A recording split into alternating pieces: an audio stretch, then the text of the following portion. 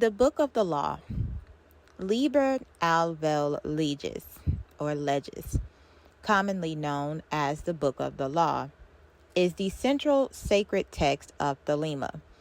The book is often referred to simply as Liber Al, Liber Legis, or just Al, though technically the latter two refer only to the manuscript. Aleister Crowley wrote the Liber Alvel Legis in 1904, saying that the book was dictated to him by a beyond human being, Aiwass, who he later referred to as his own holy guardian angel. Following positive reception of the book, Crowley proclaimed the arrival of a new stage in the spiritual evolution of humanity, to be known as the Aeon of Horus. The primary precept of this new eon is the charge, "Do what thou wilt shall be the whole of the law." The book contains 3 chapters, each of which Crowley said had been dictated and written down in 1 hour beginning at noon on the 8th of April, 9th of April, and 10th April in Cairo, Egypt in the year 1904. The 3 chapters of the book are attributed to the deities Nuit, Hadith, and Rahur Kuit. Rose Edith Kelly, Crowley's wife, corrected 2 phrases in the manuscript. Crowley later wrote that certain very serious questions have arisen with regard to the method by which this book was obtained. I do not refer to those doubts, real or pretended, which hostility engenders, for all such are dispelled by study of the text.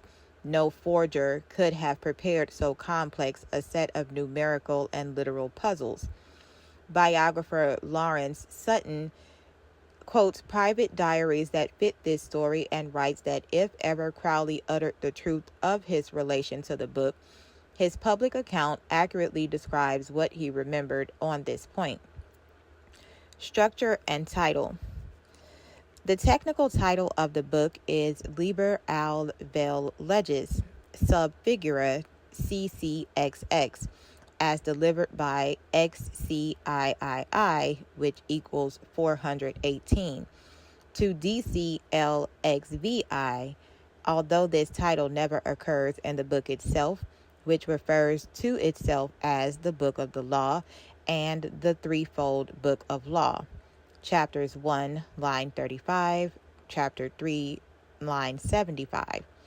CCXX is 220 in Roman figures, representing the tree of life, 10 numbers times 22 paths, and is the number of verses of the book in typescript. XCIII is 93, the enumeration of both the word of the law, Thelema, and Aiwass. DCLXVI is 666, the number of Crowley as great beast, both as adept and magus, or magus. This is a way of saying that the book was delivered by Aiwass, whose number is both 93 and 418, to Crowley, who is the beast, 666. The facsimile manuscript of the book is not, however, numbered 220, but XXXI 31, as the first chapter's verses are unnumbered in the original manuscript. That is, no verse numbers were dictated to Crowley for chapter 1. Both editions were titled by Crowley AL, pronounced L, value 31, so therefore Liber 31 is the manuscript of the Book of the Law called L, not to be confused with Liber 31 by C.S. Jones, Frater Akkad, which is an exegesis of some of the Kabbalistic symbolism of the book, whereas Liber 220 is the edited strictly according to the editing instructions dictated as part of the text of the book itself, printed form of the text. The original title of the book was Liber Alvel Legis. Crowley retitled it Liber Alvel Legis in 1921, when he also gave the handwritten manuscript its own title. Creation. Summons. According to Crowley, the story began on the 16th of March, 1904, when he tried to show the sylphs by use of the bornless ritual to his wife, Rose Edith Kelly, while spending the night in the king's chamber of the Great Pyramid of Giza. Although she could see nothing, she did seem to enter into a light trance and repeatedly said, "They're waiting for you." Since Rose had no interest in magic or mysticism, she took little interest. However, on the 18th, after he invoked Thoth, the god of knowledge, she mentioned Horus by name as the one waiting for him.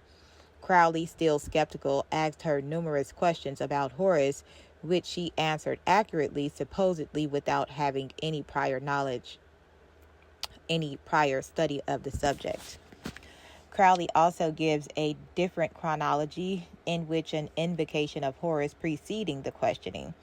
Lawrence Sutton says this ritual described Horus in detail and could have given Rose the answers to her husband's questions. As part of his test for Rose, Crowley wrote that they visited the Bullock Museum, where Crowley asked her to point out an image of Horus. Much to Crowley's initial amusement, she passed by several common images of the god and went upstairs. From across the room, Rose identified Horus on the stele of Ankh-F and Khonsu, then housed under inventory number 666, since moved to the Egyptian Museum of Cairo, number A9422. The stele would subsequently be known to Thelemites, adherents of Thelema, as the stele of revealing. On the 20th of March, Crowley invoked Horus with great success.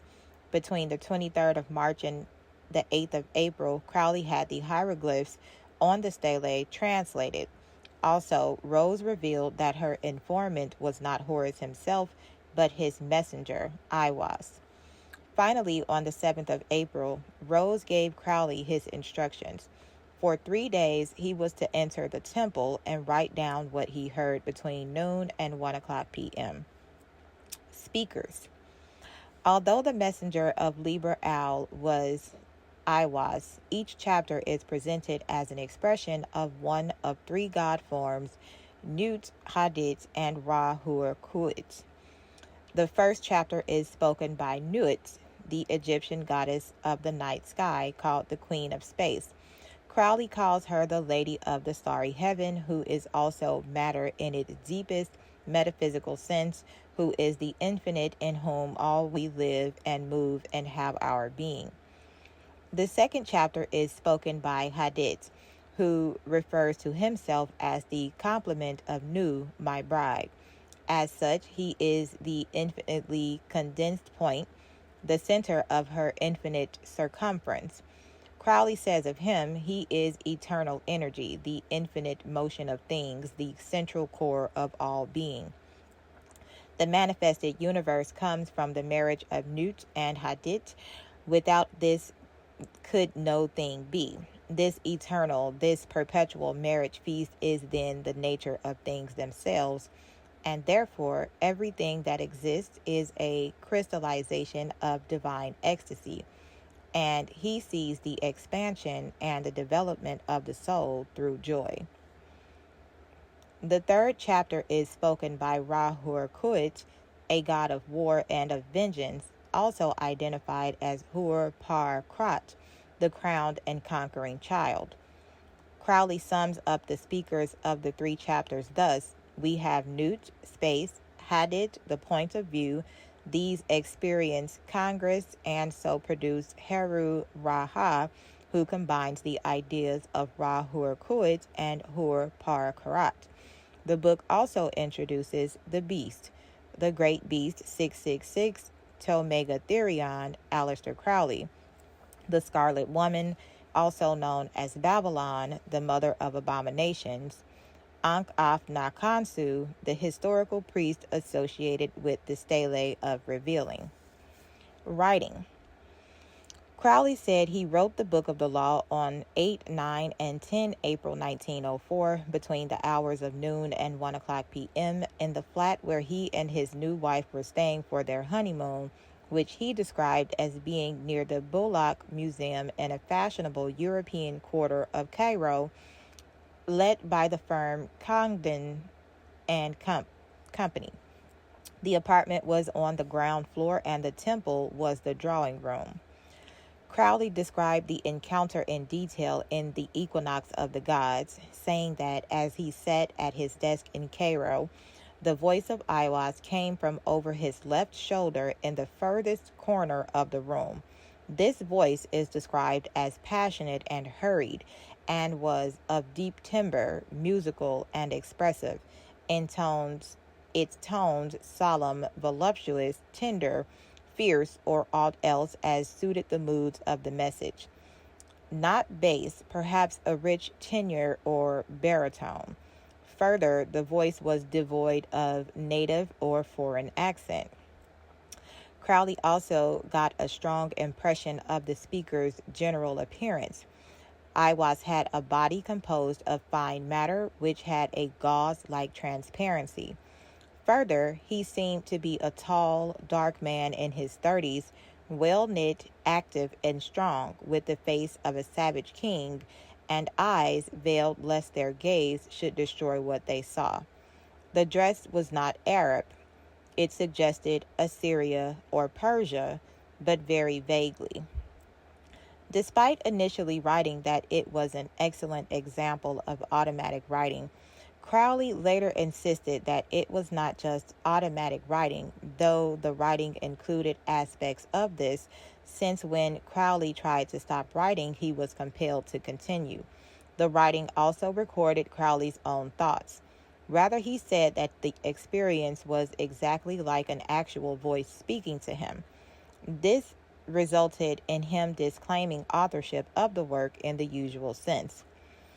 Note, moreover, with what greedy vanity I claim authorship even of all the other AA books in Class A, though I wrote them inspired beyond all I know to be, yet in these books did Aleister Crowley, the master of English, both in prose and in verse, partake insofar as he was that. Compare those books with the Book of the Law. The style of the former is simple and sublime. The imagery is gorgeous and faultless. The rhythm is subtle and intoxicating. The theme is interpreted in faultless symphony. There are no errors of grammar, no infelicities of phrase. Each book is perfect in its kind. I, daring to snatch credit for these, dared no wise to lay claim to have touched the Book of the Law, not with my littlest fingertip. Crowley himself was initially opposed to the book and its message. Shortly after making a few copies for evaluation by close friends, the manuscript was misplaced and forgotten about. It would be several years before it was found, and the first official publication occurred in 1909. Original manuscript. A facsimile of the original handwritten manuscript was published in The Equinox, Volume 1, Number 7 in 1912. In 1921, Crowley gave the manuscript its own title, El Liber Legis, the Book of the Law, sub figura XXX1, or 31, to distinguish it from the typeset version. It is now sometimes referred to as simply Liber XXX1 or Liber 31. The original manuscript was sent on Crowley's death to Karl Germer, the executor of his will and head of Ordo Templi Orientis, OTO. On Germer's death, no trace of it could be found in his papers. Their matters rested until 1984, when Tom Whitmore, the new owner of a house in Berkeley, California, began searching through the junk left in the basement by the previous owner. Among the used mattresses, lumber, and outdated high school textbooks were 2 boxes of assorted papers and newspaper clippings dealing with Germer's affairs, the charter of the OTO, and an envelope containing the manuscript of the Book of the Law. Whitmore donated the papers to the OTO. Changes to the manuscript. The final version of Liber Legis included text that did not appear in the original writing, including many small changes to spelling. In several cases, stanzas from the Stele of Revealing were inserted within the text. The comments. Based on several passages, including my scribe, Ankh af na Kansu, the priest of the princes, shall not in one letter change this book, but lest there be folly, he shall comment thereupon by the wisdom of Ra-Hur-Koit, Al 1, line 36. Crowley felt compelled to interpret El in writing. He wrote 2 large sets of commentaries where he attempted to decipher each line. In 1912, he prepared Al and his current comments on it for publication in the Equinox 1 and 7. However, he was not satisfied with this initial attempt. He recalls in his Confessions, Crowley 1989, page 674, that he thought the existing commentary was shamefully meager and incomplete. He later explains, I had stupidly supposed this comment to be a scholarly exposition of the book, an elucidation of its obscurities, and a demonstration of its praeter-human origin. I understand at last that this idea is nonsense. The comment must be an interpretation of the book intelligible to the simplest minds, and as practical as the 10 Commandments. Moreover, this comment should be arrived at inspirationally as the book itself had been. Years later, in 1925, while in Tunis, Tunisia, Crowley received his inspiration. He published his secondary commentary, often called simply the Comment, in the Tunis edition of El, of which only 11 copies were printed, and signed it as Ankh F.N. Kansu. Literally, he lives in Kansu, a historical priest who lived in Thebes in the 26th dynasty, associated with the stele of revealing. Crowley later tasked his friends and fellow OTO member Louis Wilkinson with preparing an edited version of Crowley's commentaries, which was published sometime after Crowley's death as The Law is for All. Thelemic interpretations. Thanks in large part to the comment, the interpretation of the often cryptic text of Liber El Vel Legis is generally considered by Thelemites to be a matter for the individual reader. Crowley devoted much of his life to writing about Liber El, seeking to decipher its mysteries and provide insights into its meanings. Crowley emphasized that one of the main precepts of the book is the emancipation of mankind from all limitations.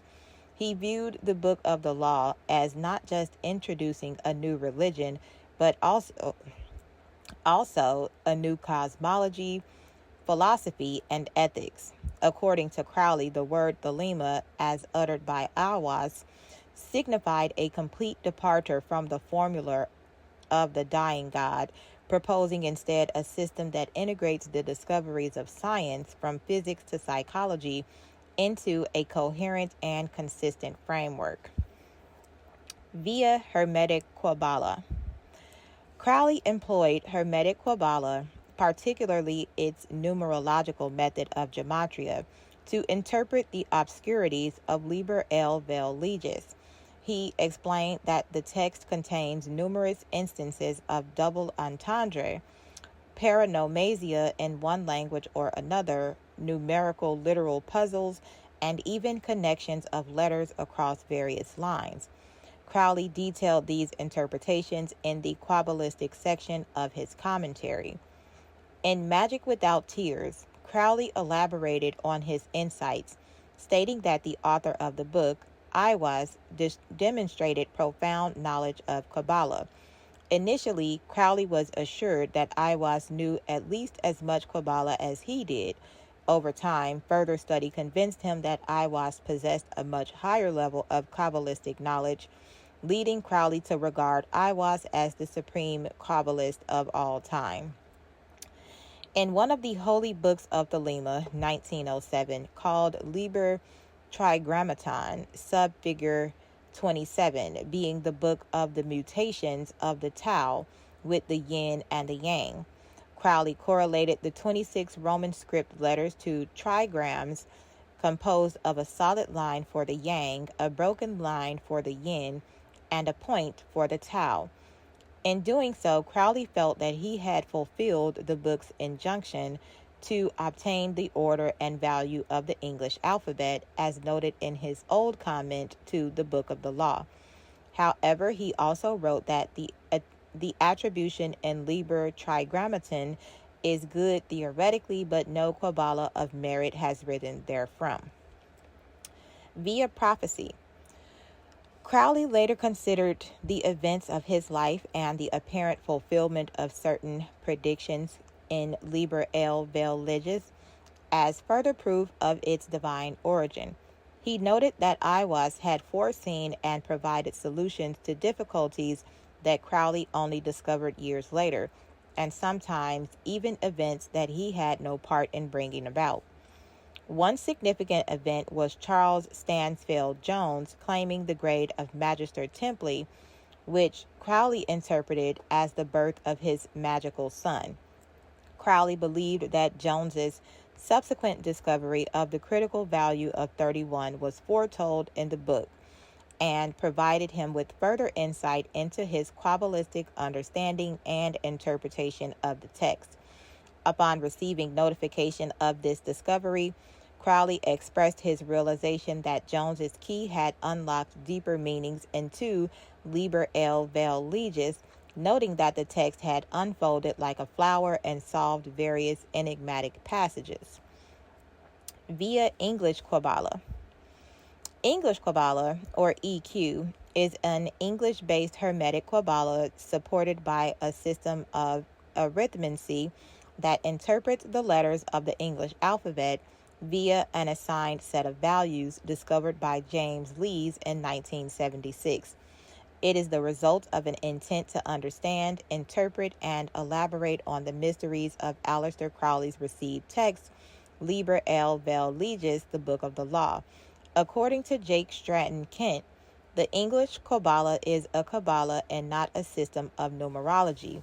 A Kabbalah is specifically related to three factors: 1, a language; 2, a holy text or texts; 3, mathematical laws at work in these two.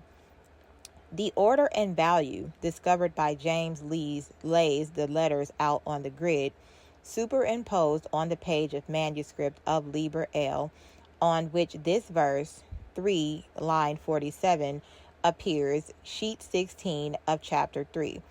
Also appearing on this page are a diagonal line and a circled cross. The Book of the Law states that the book should only be printed with Crowley's handwritten version included, suggesting that there are mysteries in the chance shape of the letters and their position to one another of Crowley's handwriting. Whichever top left to bottom right diagonal is read, the magical order of the letters is obtained. Scholarly analysis. Israel Regardie, former secretary to Crowley, offers a psychological interpretation of the Book of the Law in the Eye in the Triangle. Regardie suggests that the book can be understood as an expression of Crowley's complex psychological landscape, including his struggles with identity and spirituality. He explores the symbolic and archetypal dimensions of the text, providing insights into its deeper meanings and its significance in Crowley's magical philosophy. Regardie suggests that current psychological theory supports the idea that individuals possess various forms of knowledge and power of which they are unaware, aligning with both Freudian and Jungian theories. Marco Passy, in Aleister Crowley and the Temptation of Politics, delves into the philosophical underpinnings of the Book of the Law. Passy highlights the connections between the text and the Nietzschean thought, particularly the concept of the Übermensch. He discusses how Crowley's work reflects a radical individualism and a break from traditional religious and moral systems.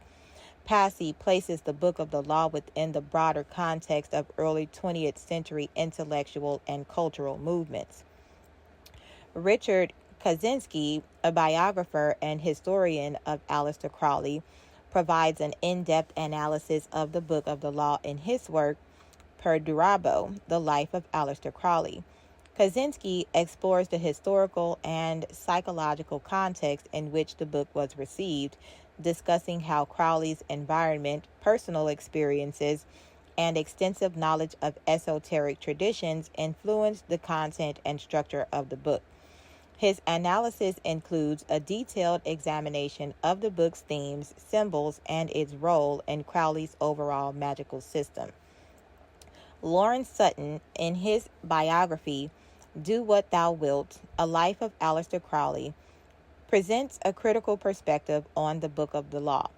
Sutton argues that the text reflects Crowley's subconscious mind rather than a divine revelation, pointing out the possibility that Crowley's extensive knowledge of esoteric traditions and his personal aspirations heavily influenced the context of the book. Sutton provides a balanced view, acknowledging the text's impact while questioning its purported supernatural origins. The Book of the Law is considered the cornerstone of Thelemic practice, influencing subsequent Thelemic texts and rituals. Its precepts form the basis for Thelemic ethical and spiritual guidance. Walter J. Hanegraaff, in Western Esotericism, A Guide for the Perplexed, discusses how the book has impacted modern esoteric movements, noting that it has inspired various interpretations and adaptations in occult literature and practices, highlighting its lasting influence on contemporary spirituality. Skeptical views. In The Eye in the Triangle, Regardie questions the significance of Rose's ability to answer Crowley's questions about Horus and the Kabbalah. Given that Rose had been married to Crowley for 8 months at the time, Regardie proposed that Crowley may have used Rose as a sounding board for many of his ideas, meaning she might not have been as ignorant of magic and mysticism as Crowley made out. In his introduction of his edition of The Law is for All, Regardie remarked that it ultimately did not matter whether the Book of the Law was dictated by a preterhuman intelligence named Aiwass or emerged from the creative depths of Aleister Crowley. He emphasized that Crowley became a mouthpiece for the Zeitgeist, accurately expressing the intrinsic nature of his time. Charles R. Camel, in his book Aleister Crowley, The Man, the Mage, the Poet, also believed that the Book of the Law was an expression of Crowley's personality. Camel described the book's maxims as cold, cruel, and relentless, reflecting Crowley's own demonic personality. He noted that the manner of the book's reception made it a document of curious interest, partially emanating from Crowley's unconscious mind.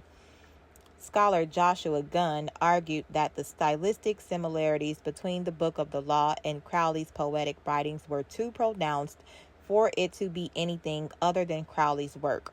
Gunn pointed out that despite Crowley's belief in the superhuman inspiration of the book, its cliched imagery, overwrought style, and elaborate phonetic displays mirrored Crowley's other poetic works, suggesting it was not the product of something supernatural. Editions.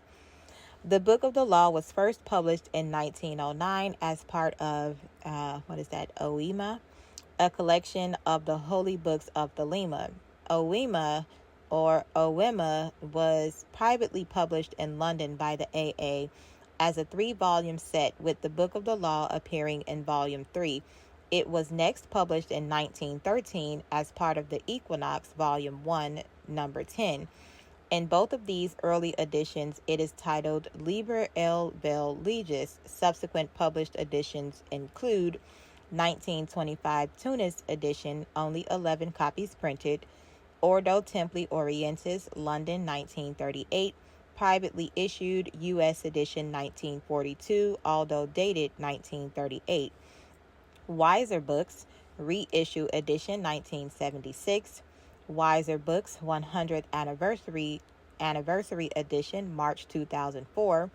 Thelema Media 100th Anniversary Edition, Leather-bound Limited Edition, 418 copies in March 2004. Mandrake of Oxford, April 1992 paperback.